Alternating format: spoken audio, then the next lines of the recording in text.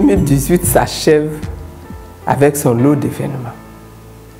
Je salue la libération des prisonniers politiques et aussi la résistance des responsables et des militants qui ont œuvré pour la vie du parti pendant que nous étions en détention. Depuis ma libération, des personnes de tous bords et de toutes croyances, des personnes venant de toutes les régions de la Côte d'Ivoire se sont mobilisées pour m'apporter leur soutien matériel, financier, leur soutien moral et même leur soutien spirituel. Que le Seigneur bénisse leur vie, leur famille et qu'il les assiste dans leurs tâches quotidiennes. Je saisis cette occasion pour remercier également toutes les personnes qui ont prié pour que cette libération soit effective. Cette année de grande joie, année de grande délivrance, a malheureusement été marquée par la disparition tragique d'un certain nombre de nos concitoyens. Disparition liée aux intempéries. Nous nous souvenons des inondations dans Abidjan, dans la Marawi et dans le sud Komoué. Disparition de nos enfants suite à leurs enlèvements dans le petit Bouba que nous continuons de pleurer. Des morts, une fois de trop, pour de simples élections locales. La perte également de nos cadres, des cadres de notre parti, notamment le gardien du temple, Aboudraman Sangaré. Que Dieu assiste leur famille et qu'il leur apporte paix et réconfort.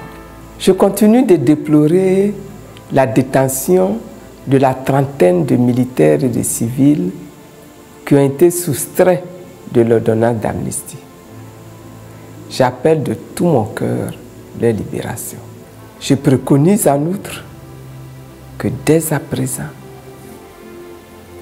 des dispositions et mesures pratiques soient prises pour favoriser et organiser le retour dans notre pays des exilés de la crise post-électorale de 2011.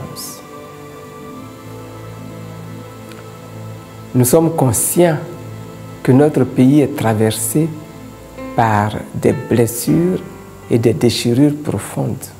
C'est pour cela que je réitère mon appel à la réconciliation, au pardon et à la paix. La fin d'une année ouvre les portes d'une autre année.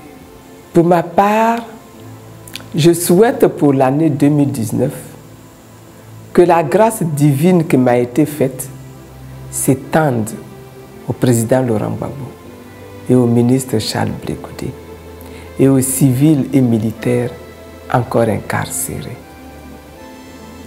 L'année 2019 est une année charnière pour les élections à venir. Il est donc impératif que très vite, cette année, la CEI soit réformée, que la liste électorale et le découpage électoral soient repris, qu'enfin les graves problèmes sécuritaires que nous connaissons dans notre société ivoirienne soient résolus. Je souhaite à tous les Ivoiriens, à toutes les personnes habitant la Côte d'Ivoire, ainsi qu'à tous les amis et frères d'Afrique et du monde, une bonne et heureuse année 2019. Et que Dieu bénisse la Côte d'Ivoire.